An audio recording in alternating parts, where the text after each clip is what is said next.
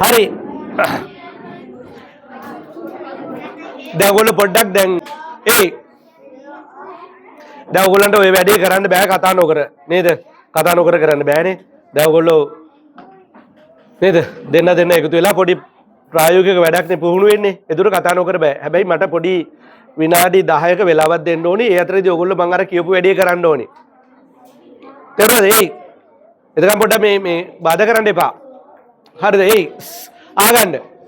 මේ පේරන්ට්ස්ලාට මං කියන්නේ මම මේ ළමයිගේ පේපර් එක බැලුවා.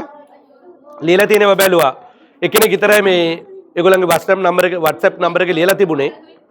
WhatsApp නම්බර එක ලියලා තිබුණේ. අනික් කට්ටිය මේ WhatsApp නම්බර එක ලියලා තිබුණේ. මම කොලේ දුන්නා අම්මා ඒක බලලා ළමයිගේ කොලේ WhatsApp නම්බර එක ලියන්න. එතකොට මේ ඉන්නේ මේ පන්තියේ ඉන්නේ මේ අවුරුද්දේ නෙවෙයි ගිය අවුරුද්දේ පන්තියට සම්බන්ධ වෙච්ච අය. 2025 පන්තියට සම්බන්ධ වෙච්ච අය. එතකොට මේ 2025 පන්තියට සම්බන්ධ වෙච්ච අය පාඨමාලාව ඉවර වෙන්නේ මේ අවුරුද්දේ දෙසැම්බර් වල. අවුරුදු දෙකක් යනවා. සාමාන්‍යයෙන් අපේ පාඨමාලාවට අවුරුදු දෙකක් යන්නේ නැහැ. අවුරුදු දෙකක් යන්නේ අවුරුද්දේ හැම සෙනසුරාදාවකටම එන්න පුළුවන් නම් අවුරුදු දෙකක් යන්නේ නමුත් මේ ළමයිට පාසල් ළමයිට විශේෂයෙන්ම සෙනසුරාදා පන්තියට සහභාගී වෙන ළමයිට අවුරුද්දක් අඛණ්ඩව පන්ති වලට එන්න පුළුවන් කමක් නැහැ. හොඳට අහගන්න මම කියන දේ තේරුම් ගන්න. හේතුව තමයි එක දවසක ඉංග්‍රීසි ඩේ තරගය තියෙනවා. කොටමුදුවට ඉංග්‍රීසි ඩේ එක අද මේ සෙනසුරාදා තිබුණොත් හොරබොක්කට තියෙන්නේ ඊළඟ දවසේ. එතකොට කට්ටියක් අද නැහැ. තව කට්ටියක් ඊළඟ සතියේ නැහැ. තරග තියෙන දවස් වලට ළමයිට අඛණ්ඩව පන්ති වලට සහභාගී වෙන්න බෑ. එකම පාඩම නැවත නැවත කරනවා. මේගොල්ලෝ දන්නවා හොඳටම මට එකම පාඩම සමහර වෙලාවට 3 සැරයක් කරන්න වෙනවා. ඒ නිසා තමයි පාඨමාලාව අවුරුදු දෙකක් විතර යන්නේ. එතකොට දැන් අපි මේ පාඨමාලාව මේගොල්ලන්ගේ කෝස් එක දෙසැම්බර් මාසෙ ඉවර කරලා ඊළඟ ජනවාරි ඉඳලා අපි අලුත් කණ්ඩායමක් ගන්නවා. ඒක ගන්නේ අවුරුදු දෙකක් සඳහා. 2027 සහ 28 කියලා. ආපහු 2028 ජනවාරි මේ අවුරුද්දේ ජනවාරි වල අලුතෙන් ළමයි ගත්තට ඊළඟ අවුරුද්දේ ජනවාරි වල ළමයි ගන්නෙ නැහැ. අපි ගිය අවුරුද්දේ ළමයි ගත්තා. මේ අවුරුද්දේ ළමයි ගත්තට පන්තියක් කරන්න උනේ නැහැ. ඒ කට්ටිය එළියේ ඉඳලා ඊළඟ අවුරුද්දේ පාඨමාලාවට පුහුණු කරවනවා. එළියේ ඉඳලා. ඒගොල්ලන්ට මේ පන්තියට සම්බන්ධ වෙන්නේ අපේ ප්‍රධාන පන්තියට සම්බන්ධ වෙන්නේ නැහැ. එතකොට මේ ප්‍රධාන පන්තියට සම්බන්ධ වීම තුලින් මොකක්ද වෙන්නේ කියලා ඔයගොල්ලෝ දැනගන්න ඕනේ. පන්තියේ ස්වභාවය මොකක්ද කියලා දැනගන්න ඕනේ. අපේ අරමුණ තමයි පන්තියට සම්බන්ධ වෙලා පළවෙනි පාඩම මාසයක් දෙකක් අපි ප්‍රැක්ටිස් කරනවා. ඒගොල්ලන්ට පාඩම් කරනවා. ප්‍රැක්ටිස් කරනවා. මේ පාඩම් කීපයක් ඒගොල්ලන්ට අනුගමනය කරගෙන යන්න ඕනේ. ඒගොල්ලෝ ඉගෙන ගන්නවා පාඩම් කීපයක්. ඊට පස්සේ අපි චෙක් කරලා බලනවා මේ පාඩම් ටික හොඳට තේරුම් කරගෙන ඉන්නවද කියලා. පාඩම් තේරුම් අරගෙන නැතිනම් සමහර විට අපි නැවතත් ආපහු මේ පාඩම කරනවා. ඒ පාඩම් කීපේ නැවතත් කරනවා. දැන් මේගොල්ලන්ට පාඩම මම හිතන්නේ දෙපාරක් විතර කළා. එහෙමත් කරලා රඳව ගන්න බලනවා. නමුත් සමහර කට්ටිය පන්තියට ගණ්ඩ විදියක් නැහැ. ඒගොල්ලෝ ගෙදර ගිහිල්ලා තබා කිසිම වැඩක් කරන්නේ නැහැ. ඔහේ ඉන්නවා. හරිද? ඉගෙන ගන්න බැරි කම නෙවෙයි. කාටවත් ඉගෙන ගන්න බෑ කියලා එකක් නැහැ. තියෙන්නේ එකම එක ප්‍රශ්නයයි වේගෙන් ඉගෙන ගන්නවා සහ හිමින් ඉගෙන ගන්නවා කියන කාරණා දෙක.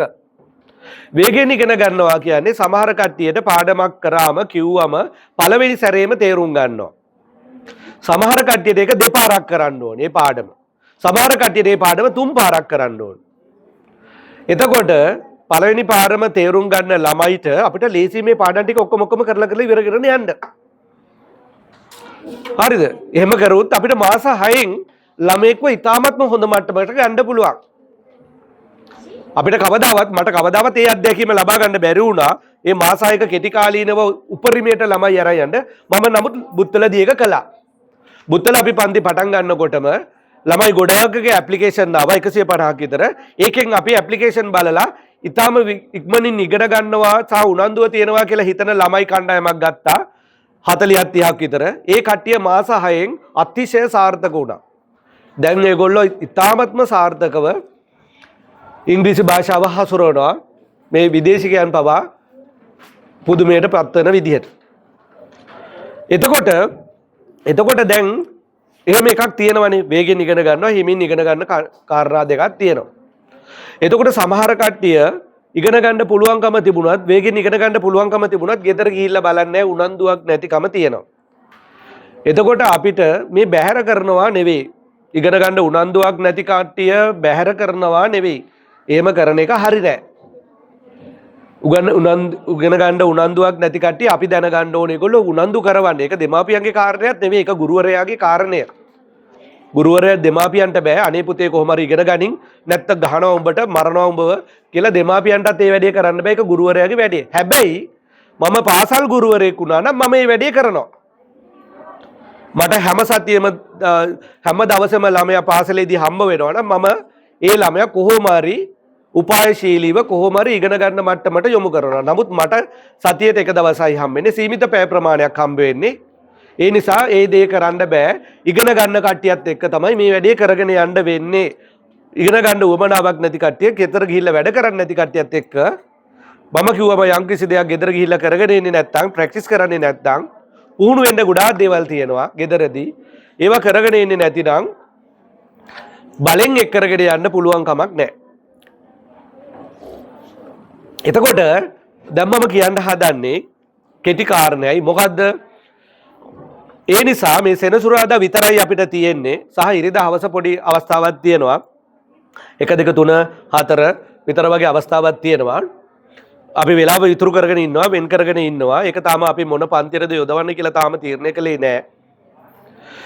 එතකොට මේ සෙනසුරාදා පන්තිය අපිට අවුරුදු 2ක් අනිවාර්යයෙන්ම කරන්න වෙනවා. මේක මේ කාලයක් ඉඳලා මේ සෙනසුරාදා පන්තිය පවත්වාගෙන යනවා අවුරුදු 20කටත් වැඩිය.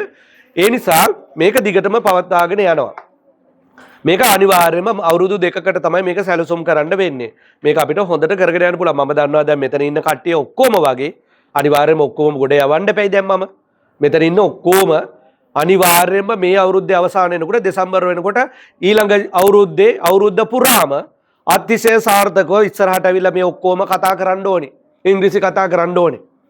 මෙතන ඉන්න මම 100% ගැරන් කරනවා ඔක්කොම නේද?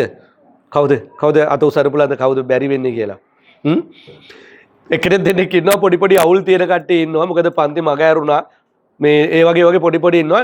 හේ අර සමස්තයක් ඇටියට මෙතන ඉන්න ඔක්කොම ඊළඟ අවුරුද්ද අනිවාර්යයෙන්ම අතිශය සාර්ථක කරවනවා. ඔයගොල්ලෝ අහලා තියෙනවද පන්ති එක කොහේ හරි සාර්ථක කරවනවා කියලා ඉංග්‍රීසි වල? මොකද්ද ගුරුවරු කරන්නේ? 6 පන්තියේදී පන්ති කරනවා. ඊට පස්සේ උන් 7ට 9ත් ඉංග්‍රීසි උගන්වනවා. 8ටත් උගන්වනවා. 9ටත් උගන්වනවා. 9 10 කියලා දාගන්නවා. 10 11 කියලා දාගන්නවා. ඊට පස්සේ උසස් පෙළේ උරුණමත් පන්ති කරනවා. උන් විශ්වවිද්‍යාලයට යනවා. පුළුවන් උන් විශ්වවිද්‍යාලෙ ගිහිල්ලා ඉංග්‍රීසි බෑ. එළියට එනවා. රස්සාවල් හොයාගන්නකම් පොඩි කට්ටක් කනවා. ඊට පස්සේ රස්සාවක් හොයාගත්තට පස්සේ ආපහු පන්ති එනවා. යුනිවර්සිටි එකේදී ඉංග්‍රීසි මීඩියම් ඉගෙන ගත්තේ. නමුත් ඉංග්‍රීසි බෑ.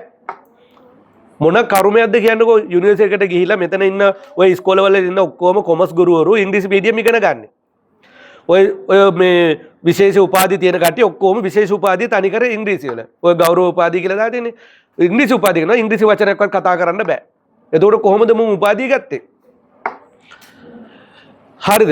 එහෙම තත්ත්වයක් තියෙන්නේ. උන් රස්සාවට ඇවිල්ලත් ඉංග්‍රීසි පන්ති එනවා කතා කරනවන.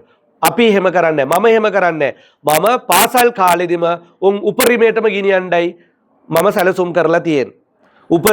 උපරිමේනුත් උපරිමණයට. මෙතන ඉන්නවා නම් 7ක ළමෙක්, 7 පන්ති ළමෙක්, 8 පන්ති ළමෙක් ඊළඟ අවුරුද්ද වෙනකොට අවුරුදු 7, 8, 9, 10 අවුරුදු 3ක් ඒගොල්ලන්ට විශේෂ ක්‍රියාකාරකම් මෙතන කරන්න පුළුවන්. විදේශිකයන් එක කතා කරන්න පුළුවන්. පැයක් ඇවිල්ලා සාකච්ඡාවක් කරන්න පුළුවන්. ඉතාමත්ම ශක්තිමත් විදියට උසස් පෙළ නෙවෙයි රැකියාවක් කරන ළමයෙකුටත් වැඩිය විශ්වවිද්‍යාලයේ ළමයෙකුටත් වැඩිය ගුරුවරුන්ට වැඩිය මම මේ වීඩියෝ එක YouTube එකට දානවා. මම මේක රෙකෝඩ් කරනවා. ඕගොල්ලන්ගේ පාසලේ ඉන්න ඉංග්‍රීසි ගුරුවරයාට වැඩිය මේ ළමයිට කතා කරන්න සහ ඉංග්‍රීසි භාෂාව භාවිතා කරන්න පුළුවන් මට්ටමට මම ගෙනියනවා කියලා මම පැහැදිලිවම කියනවා. මොකද මේ ප්‍රදේශයේ ඉන්න ඔක්කොම ඉංග්‍රීසි ගුරුවරුන්ගේ ළමයි අපේ පන්තියට එනවා. හරිද? මම ඒක කියන්නේ ඊ타මත්ම විශ්වාසවන්ත ලෙස. මට කමන්නේ ඕනම පන්තියකට ගියාට මට කමක් නැහැ. මොකද ඕන තරම් පන්ති කරන්න අවස්ථාව තියෙනවා. හැම පැත්තෙම ඕන තරම් අවස්ථාව තියෙනවා. නමුත් මම මේ පන්තිය නවත්තන්නේ නැහැ, නතර කරන්නේ නැහැ. මොන තරම් කොච්චර මට පන්ති කරන්න අවස්ථාව ලැබුණා. මොකද මේක අපේ ආරම්භය. මේක අපේ මුල. කවුරු හරි මේ පන්තියට තේරුණොත් එයාව මම අතාරින්නේ නැහැ ලේසියෙන්. කවුරු හරි පළවෙනි කොටස කරලා දෙවෙනි කොටස කරලා තුන්වෙනි කොටස කරන්න තේරුණොත් මේ දැන් තුන්වෙනි කොටසට සූදානම් වෙන අය තේරෙන කට්ටිය අනිවාර්යයෙන්ම උපරිමයට ගෙනියනවාමයි. හරි. ඒ නිසා මට මේ පන්තිය ඉතා වැදගත්. දැන් ඕගොල්ලන්ගේ ළමයාට මොකද වෙන්නේ කියලා දැන් මම කතා කියන්න යන්නේ. ඒකනේ වැදගත් වෙන්නේ. ඕගොල්ලෝ ළමයා දැන් මට මේ පන්තියට ගන්න බෑ. ඒ නිසා මට සිද්ධ වෙනවා එහා පන්තියේ තියන්න මේ අවුරුද්ද අවසාන වෙනකම්. ඉඳලා ඊළඟ අවුරුද්දේ අපි අලුතෙන් ළමයි බඳව ගන්නවානේ අවුරුදු දෙකකට ඒ පන්තියට ජොයින් වෙන්න පුළුවන්. එතකන් ඒගොල්ලෝ නිකන් ඉන්නේ නැහැ. ඒගොල්ලෝ එහා පැත්තේ ඉඳලා මේ පන්තියට අවශ්‍ය කරන දැනුම සූදානම් කරනවා. මම පේපර්ස් බැලුවා. ඉතින් කතා කරන්න දෙයක් නැහැනේ. අතිශය දුර්වලයි. නමුත් වචනයක් එහෙම ගැට ගහ ගන්න පුළුවන්කම තියෙනවා. හරිද? එතකොට මම ඊළඟ අවුරුද්දේ ගන්නකම් මේ පන්තියේ රඳව ගන්නවා. එහෙම නැතිනම් තව එක අවස්ථාවක් තියෙනවා. මොකක්ද ඒ අවස්ථාව? ළමයි 25කට වැඩි වුණොත් මේ පාර 5 පන්තියේ සහ 6 පන්තියේ ඉන්න 6 පන්ති කට්ටියටත් මේකට සහභාගී වෙන්න පුළුවන්. ශිෂ්‍යත්වයේ ලියලා ඉවර වෙච්ච ළමයි 25කට වැඩි ආවොත් මට ඉරිදා දවස පොඩි අවස්ථාවක් දෙන්න පුළුවන් පන්තියක් තියන්න. මම මේ කියපු කතාවල් එකක්වත් අතිශෝක්තියක් පුරසාරම් දෙදීමක් නෙවෙයි. ඔයගලන්ට තියෙන සෝෂල් මීඩියා පාවිච්චි කරන ඕන කට්ටිය බලන්න ගිහලා YouTube වල Facebook වල බලන්න ළමයි කොච්චර දක්ෂ විදියට ඉංග්‍රීසි භාෂාව හසුරවනවද කියලා. හරි. ඔච්චරයි මට කියන්න තියෙන්නේ. එතකොට නැන්දා මේ කට්ටිය දැන් මේ පන්තියේ හිටපු ආවේ හරිද? ඔයගොල්ලොත් අනික් කට්ටියටත් කියන්න 25ක් හිටියොත් අපි ඉරිදා පන්තියක් දාන්න උත්සාහ කරනවා. ඒක බොහෝ විට ඔහොම අපි දැන් ඊළඟ සතියේත් බලමුකෝ නේද? ඊළඟ සතියේත් එන ළමයි ප්‍රමාණයත් එක්ක තීරණය කරමු. ඔයගොල්ලෝ තීරණය කරන්න ළමයා තියනවද නැද්ද කියන එක තීරණය කරන්න. අනිවාර්යයෙන්ම ජනවාරි වෙනකොට මේ හෝල් එක පිර හැම අවුරුද්දෙම මේ ඉස්සරහා කඩේ මේ මුදලාලි නෝනා දන්නවා. හැම අවුරුද්දකම අපි පන්තියක් පටන් ගත්තම 100යි 110යි අතර ප්‍රමාණයක් එනවා. ඒ කට්ටියගේ මාස දෙකක් විතර යනකොට එතනින් 15ක් විතර හැලෙනවා. නතර වෙනවා. එක්ක පන්තියට එන්න බෑ වෙන පන්ති වැටෙනවා වෙනම එකක් වෙන්න පුළුවන්. ඊට පස්සේ පළවෙනි විභාගයේදී පළවෙනි ටෙස්ට් එකේදී තව ප්‍රමාණයක් හැලෙනවා. 20ක් විතර අපිට සිද්ධ වෙනවා తాවකාලිකව අනිත් පන්තියකට දාන්න. එතකොට ඔන්න ඉතුරු වෙන්නේ 60යි 70යි අතර ප්‍රමාණයක්. ඒ කට්ටියත් අවුරුද්දක් විතර කරනකොට තව 10ක් 15ක් හැලිලා මෙන්න මේ වගේ ප්‍රමාණයක් තමයි අන්තිමට ඉතුරු වෙන්නේ. මෙතන ඉවතුණු ප්‍රමාණය වැඩි. මොකද අපිට පහුගිය කාලේ එක ගැටලු ආව හරියට කන්ටිනියු කරගෙන යන්න බැරි වුණා. හරි. එහෙම පොඩි ප්‍රශ්න නැත්තම් මෙතන තව 15ක් විතර අනිවාර්යෙන් ඉන්න ඕනි අනිත් අවුරුදු වල එහෙමයි. එතකොට ඔන්න විදියට තමයි ඊළඟ අවුරුද්දේ අපි අවුරුදු දෙකකට ගන්න නිසා ප්‍රචාරය කරනවා කොටමුදුන රණුගල පස්සර මේ හරියට එනකම් ප්‍රචාරය කරනවා. ළමයි ගොඩාක් බඳව ගන්නවා. ළමයි සමහරට 120ක් 130ක් විතර ඒවි. එතකොට ඔබේ දරුවත් සමහරට මේ පන්තියේ ඉඳීවි. එතකොට අපි ඒගොල්ලන්ට දිගටම අපි තීරණය කරන්නේ නැන්ද? අපි ගිය අවුරුද්දේට ඉස්සලා අවුරුද්දේ අපි ප්‍රචාරය කරලා ආපු ළමයි ප්‍රමාණය අනුව අපි තීරණය කරා මේ එළියේ බිල්ඩින් එක හැදුවේ මේ බිත්ති කීපයක් අයින් කරන්න.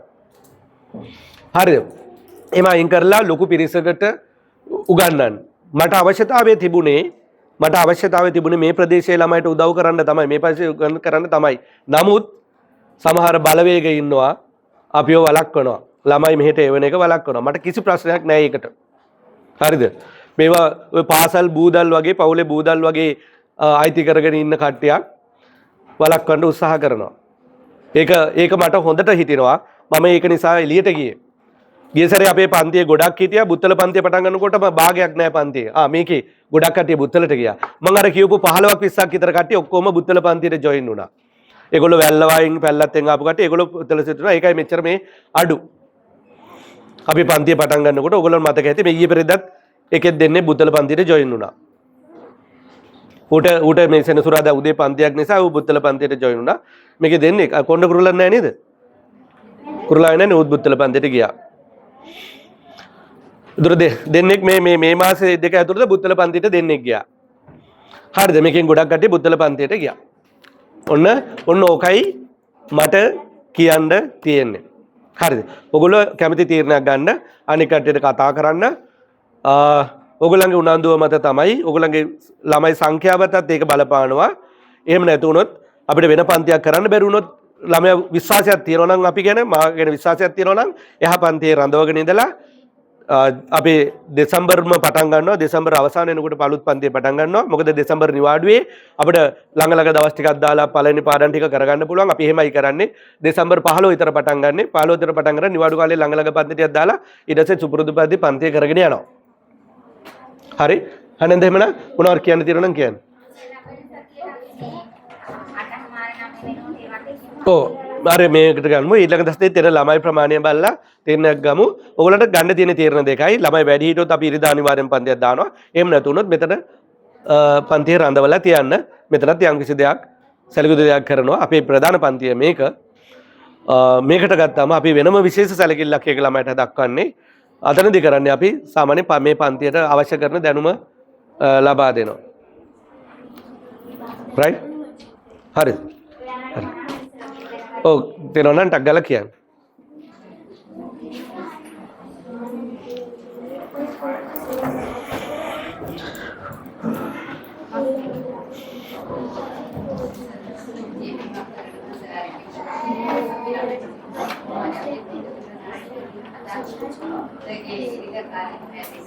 ඔව් අපි බලමු. බැරි වෙන එකක් නැහැ.